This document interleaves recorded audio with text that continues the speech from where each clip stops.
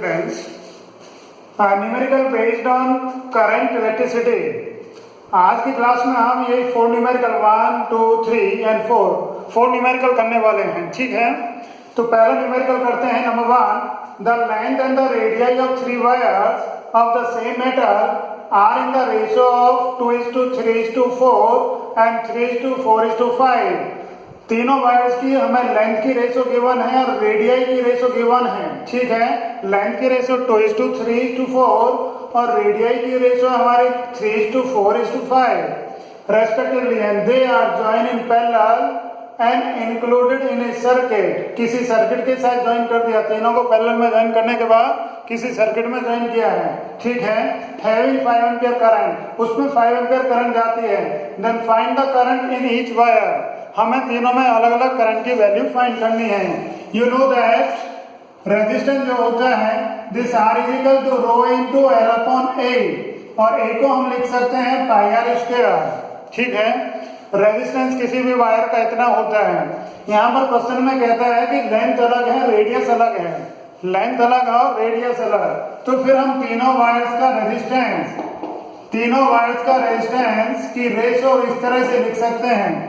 This is L1 upon R1 square ratio L2 upon R2 square ratio this L3 upon R3 square। इस तरह से हम लिख सकते हैं ये। ठीक है, now this R1 upon R2 this R1 ratio R2 ratio R3 is equal to length की रेशो देखते हैं।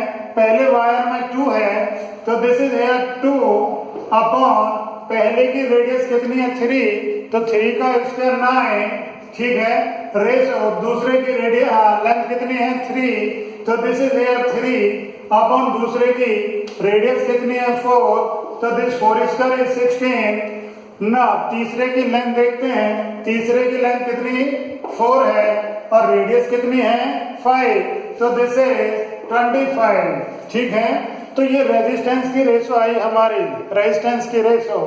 But you know current is inversely proportional to resistance होता है। Current is inversely proportional to resistance, तो इन wires में जो current flow करती है वो रेजिस्टेंस के इनवर्सली फ्लो करेगी। तो करंट की रेशो लिख सकते हैं हम this I1 ratio I2 ratio I3 is equal to, क्या लिखें, रेजिस्टेंस की रिवर्स रेशो लिखेंगे, तो दिस इज 9/2 रेशो 16/3 रेशो 20/25/4। तो ये करंट की रेशो आई। ठीक है, करंट की रेशो। अब 2, 3 और 4 का हमें 2, 3 और 4 का एलसीएम लेना है, तो ये हमारा 12 आता है। तो दिस इज क्या कर सकते हैं this I1 ratio I2 ratio I3 is equal to 12 से मल्टीप्लाई कर दिया, 2, 3 और 4 का एलसीएम किया तो कितना 12, तो दिस इज 12 से मल्टीप्लाई किया यहाँ पर, तो 2 6 12 और 9 into 6 कितना आया, 9 into 6 इज 54।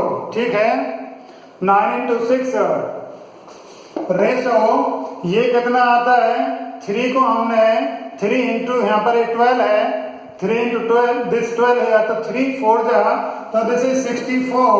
ठीक है, रेशो यहाँ पर ये इंटू 12 कर रहे हैं, तो 12, तो ये कितना 4 3 जा, और फिर ये 25 इंटू 3 इज 75।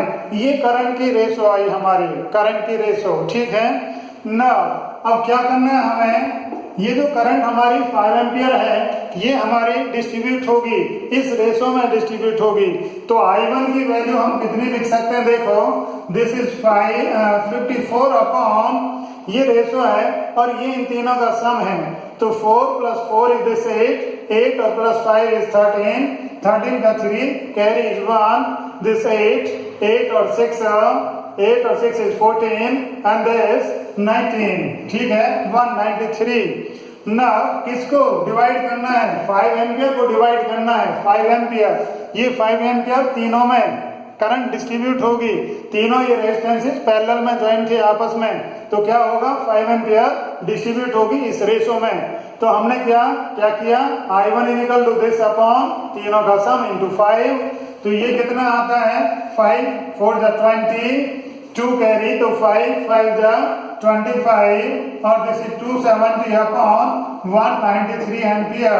ठीक है, नाउ I2 देखते हैं, I2 equal to second ratio ये हमारी 64 अपॉन 193 इंटू 5। ठीक है, तीनों का सम और ये रेशो थी हमारी 64, तो क्या करें मल्टीप्लाई करें, 5 4 जा 20, 2 कैरी 5 6 जा 30, 30 और 2 32 अपॉन 193 एम्पियर। सेकंड वायर में इतनी करंट।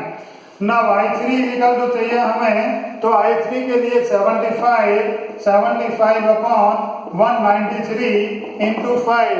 ठीक है, तो क्या करें 5 से फिर मल्टीप्लाई यहाँ पर, तो दिस इज 5 5 जा 25, 2 कैरी 5 7 जा 35, तो दिस इज 37 अपॉन 193 एम्पियर। तो ये तीनों वायर्स में हमने करंट की वैल्यू कैलकुलेट की, I1 I2 और I3। तो इस तरह से कर सकते हैं। जानते हैं आप रेजिस्टेंस इतना होता है, रेजिस्टिविटी तो सेम है। क्यों सेम है? क्योंकि तीनों का मेटल सेम था इसलिए रेजिस्टिविटी सेम, पाई कांस्टेंट, तो रेजिस्टेंस की रेशियो L अपॉन दिस हो गई। तो इसको हमने फिर उनकी वैल्यूज रखी। ठीक है, उसके बाद करंट तो इनवर्सली प्रोपोर्शनल टू रेजिस्टेंस होती है, तो ये हमने करंट की रेशियो लिखी, करंट की रेशियो इतनी आती है। फिर अलग अलग तीनों वायर्स में हमने करंट की वैल्यू कैलकुलेट की। ठीक है ना, क्वेश्चन नंबर 2 देखते हैं। क्वेश्चन नंबर 2 के अंदर ये हमें सर्किट गिवन है। ठीक है, क्वेश्चन नंबर 2 के अंदर ये हमारे पास रेजिस्टेंसेज हैं, सभी रेजिस्टेंसेज 4 ओम ईच। ठीक है, ये सभी रेजिस्टेंसेज एक सेल, ये बैटरी और सेल 2 वोल्ट और ये एमीटर यहाँ पर ज्वाइन है। तो हमें एमीटर की रीडिंग बतानी है। एमीटर की रीडिंग कितनी होती है ये बताना है। इस नेटवर्क के अंदर सभी रेजिस्टेंसेज कितने हैं? 4 ओम के हैं। ठीक है, तो क्या करें, देखो ये दोनों के दोनों पहले, दोनों कैसे हैं? दोनों पैरेलल में हैं, ये दोनों भी पैरेलल में हैं। ठीक है, क्वेश्चन नंबर 2 के अंदर ये दोनों हमारे पैरेलल में हैं, तो दोनों का पैरेलल कितना आया? 2 आया। इन दोनों का भी 2 आता है इक्विवेलेंट पैरेलल में होने के कारण। तो ये जो गिवन सर्किट है इसका हम इक्विवेलेंट डायग्राम बनाते हैं। इक्विवेलेंट डायग्राम कैसे बनता है देखिए, ये हमारा 2 ओम आया यहाँ पर और यहाँ पर ये अभी हमारा 4 ओम था। ठीक है, और यहाँ पर ये 2 वोल्ट सेल और बैटरी और यहाँ पर ये एमीटर है हमारा। ठीक है, इसके बाद ये यहाँ पर भी हमारा 2 ओम। ठीक है, ये 2 ओम यहाँ पर कैसे आया? ये यहाँ पर ये दोनों के दोनों कैसे हैं? दोनों ये हमारे पैरेलल में हैं, दोनों ये हमारे पैरेलल में, तो दोनों का आया 2। ठीक है, ये 2 आया। इस तरह से इस गिवन सर्किट का हमारा इक्विवेलेंट सर्किट ये बन जाता है। अब देखिए इस डायग्राम को मैं इस डायग्राम को ऐसे भी बना सकता हूँ, दिस इज 2 ओम। ठीक है, और दिस अगेन 2 ओम, यहाँ पर भी ये 2 ओम। ठीक है, और ये मैंने यहाँ पर ले लिया 4 ohm and this cell and this here ammeter. ठीक है, ये मेरा एक्चुअली ये रेजिस्टेंस इन 2 पॉइंट्स के बीच में था नीचे, मैंने क्या किया, इसको ऊपर ज्वाइन कर दिया। ठीक है, तो ये इसके साथ पैरेलल हो गया। अब पैरेलल में कितना आता है? इन दोनों का पैरेलल कितना आया? 1 ओम आता है, दिस इज 1 ओम। और यहाँ पर कितना था? ये 4 ओम था, तो दिस इज हियर 4 ओम। ठीक है, यहाँ पर ये 2 वोल्ट और यहाँ पर आपका ये एमीटर। तो सर्किट में टोटल करंट चाहिए, तो एमीटर की रीडिंग आती है हमारी। तो करंट I इक्वल टू कितना लिख सकते हैं? I equal to total voltage upon या total potential difference upon total resistance. ठीक है, पोटेंशियल डिफरेंस कितना है? 2 वोल्ट है। टोटल रेजिस्टेंस कितना है? अब ये दोनों के दोनों रेजिस्टेंस तो आपके सीरीज में हो गए, दोनों में सेम करंट जा रही है, दोनों में same current, that's why both are in series. Total resistance is 4 + 1 = 5। तो ये हमें डिवाइड करने पर कितना मिलता है? This is 0.4 ampere. तो इस तरह से इस एमीटर की रीडिंग हमने कैलकुलेट की। ठीक है, ये यहाँ पर दोनों पैरेलल में और ये फिर दोनों पैरेलल में, तो ये 2 आया, ये भी 2, इस 2 को ऊपर ले गए यहाँ पर, इस 2 को ऊपर, तो दोनों ये फिर कैसे आए? दोनों पैरेलल, दोनों का एक बन गया यहाँ पर। अब ये इसके साथ सीरीज में, तो इस तरह से हम एमीटर की रीडिंग कैलकुलेट कर सकते हैं। ठीक है ना। क्वेश्चन नंबर 3, क्वेश्चन नंबर 3 के अंदर देखिए ये हमें नेटवर्क गिवन है। क्वेश्चन नंबर 3 के अंदर ये हमें रेजिस्टेंसेस, कैपेसिटर और ये बैटरी। ठीक है ना। इसमें हमें क्या करना है, find the current in 2 ohm resistance in steady state. Steady state में हमें करंट फाइंड करनी है 2 ओम के अंदर। ठीक है, तो in steady state, in steady state question number 3, in steady state क्या होता है, क्या होता है, no current passing through 4 ohm resistance, no current, no current passing through कहां पर, दिस 4 ओम रेजिस्टेंस, इसके अंदर से करंट पास नहीं होती है, बिकॉज आफ्टर फुल्ली चार्ज, ये जो कैपेसिटर जब फुल्ली चार्ज हो जाता है तो ये डीसी को ब्लॉक कर देता है, डीसी को ब्लॉक कर देता है, पास नहीं होने देता है, तो यहाँ पर कोई करंट पास नहीं होगी, इसमें कोई भी करंट पास नहीं होगी। तो अब टोटल रेजिस्टेंस निकालते हैं, total resistance of the circuit. ठीक है, देखिए यहाँ से करंट चलती है बैटरी से, अब यहाँ पर तो करंट नहीं जा सकती क्योंकि इसने ब्लॉक कर दिया है, टोटल करंट यहाँ पर, फिर वो यहाँ पर टोटल, अब कुछ करंट इधर कुछ इधर जाती है, तो ये दोनों के दोनों आपको पैरेलल में दिखाई दे रहे हैं, दोनों रेजिस्टेंस पैरेलल में है। ठीक है, उसके बाद ये करंट फिर वापस यहाँ पर आ जाती है, तो टोटल रेजिस्टेंस मैं कैसे कैलकुलेट करूंगा, दोनों को पैरेलल में पहले तो दिस 2 × 3/2 + 3 इन दोनों का है। अब जो भी करंट यहाँ पर है वो सीरीज में जाती है, तो ये इसके साथ सीरीज में हो जाता है, तो दिस इज 2.8 आया ना। This is equal to, this is this is 6/5, तो this is 1.2, this 1.2 and this is 2.8, तो दिस इज 4 ओम, राइट। कितना आया, 4 ओम आया। अब सर्किट में टोटल करंट देखते हैं, सर्किट में total current, total current potential difference upon resistance होता है, potential difference upon resistance, total resistance, potential difference is 6 volt, this is 6 volt, total resistance is 4, तो this is 3/2, this is 1.5 ampere. ठीक है, तो total current is how much, 1.5 ampere. यहाँ पर कितनी current है, 1.5 एम्पियर है। ठीक है, अब हमें यहाँ पर करंट चाहिए, 2 ओम के अंदर करंट हमें चाहिए, तो दिस इज सपोज I1, हमें यहाँ पर करंट रिक्वायर्ड है, तो this suppose I1 is equal to, ठीक है। अब देखिए करंट रेजिस्टेंस के रेसिप्रोकल होती है, मतलब जहां पर रेजिस्टेंस ज्यादा है वहां पर करंट कम जाती है, एंड वाइस वर्सा। तो यहाँ पर ये जो करंट है, यहाँ पर ये जो करंट है 1.5 एम्पियर, ये क्या होगी, डिस्ट्रीब्यूट होगी, रेजिस्टेंस के रिवर्स रेशो में होगी। तो इस करंट के लिए क्या करें, 3 ये वाला रेजिस्टेंस ले रहे हैं, इस करंट के लिए ये रेजिस्टेंस ले रहे हैं। ठीक है, क्योंकि रिवर्स में करंट जाती है इसलिए रिवर्स ले रहे हैं ना, दोनों का सम, तो दिस इज 5, किसको डिस्ट्रीब्यूट करना है, इसको डिवाइड करना था 1.5 को, तो दिस इज 1.5 हियर, तो दिस इज कितना आया 0.3, 5 3 15, और this is equal to 0.9 ampere. तो इस 2 ओम के अंदर कितनी करंट है, 0.9 एम्पियर। ठीक है, तो इस तरह से हम करंट कैलकुलेट कर सकते हैं 2 ओम के अंदर, क्योंकि ये स्टडी स्टेट में कहता है, और स्टडी स्टेट में ये कैपेसिटर फुल्ली चार्ज होने के बाद करंट को पास नहीं होने देता है, तो यहाँ पर करंट पास नहीं होगी, टोटल की टोटल करंट इसमें जाती है। अब ये यहाँ पर आकर करंट डिस्ट्रीब्यूट होगी, कुछ इधर कुछ इधर, टोटल करंट फिर इसमें जाती है। तो ये हमारे दोनों के दोनों पैरेलल में है, तो दोनों का हमने टोटल रेजिस्टेंस कैलकुलेट किया, कितना, दिस पैरेलल होने के कारण 2 × 3 अपॉन दिस 2 + 3 + 2.8। ठीक है, टोटल रेजिस्टेंस आया हमारा 4 ओम। अब हमें करंट चाहिए, तो current is equal to total potential difference upon resistance होता है, टोटल दिस 6/4, तो दिस इज 1.5। अब इस 1.5 को डिवाइड करना है, यहाँ पर रेजिस्टेंस के रिवर्स में होता है, इसलिए हमने 3/5 कर दिया, दोनों का सम 5 × दिस इज इक्वल टू 0.9। ना क्वेश्चन नंबर 4 देखते हैं। क्वेश्चन नंबर 4 के अंदर देखिए क्या कहता है, हमारे पास एक वायर है, क्वेश्चन नंबर 4 में कहता है हमारे पास एक वायर है, वायर का resistance total resistance is capital R and this wire is bended into a regular n-sided polygon. हमने इस वायर को n-sided regular polygon में बेंड कर दिया है, ठीक है। क्वेश्चन नंबर 4, ये हमारा वायर था, इसका रेजिस्टेंस कितना था? कैपिटल R था। इसको हमने बेंड किया है, कैसे? रेगुलर n-sided किसमें? रेगुलर पॉलीगन में हमने बेंड किया है, रेगुलर पॉलीगन, ठीक है।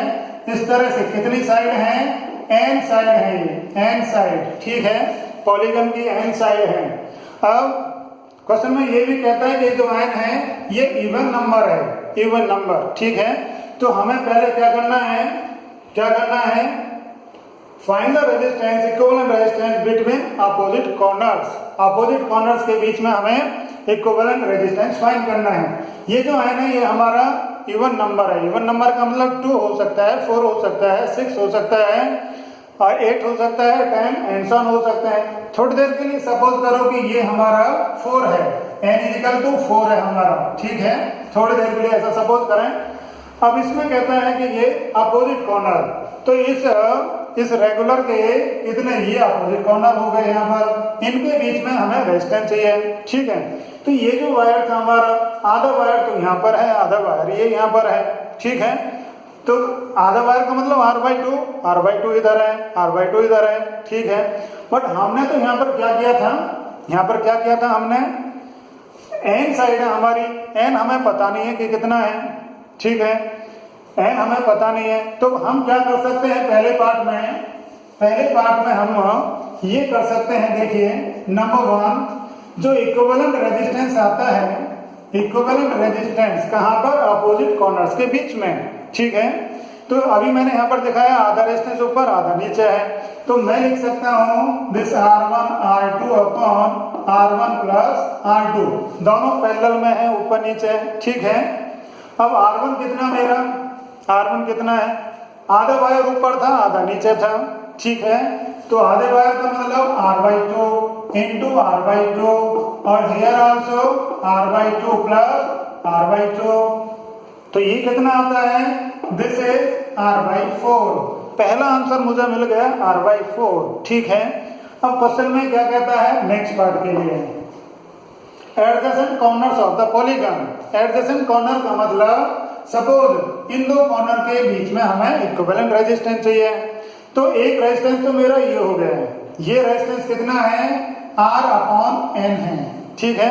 यदि मैं वायर को आधा करता हूं तो R/2 हो जाता है, और यदि 3 इक्वल पार्ट्स में करता हूं तो R/3 हो जाता है, 4 इक्वल पार्ट्स में करते हैं तो R/4 हो जाता है।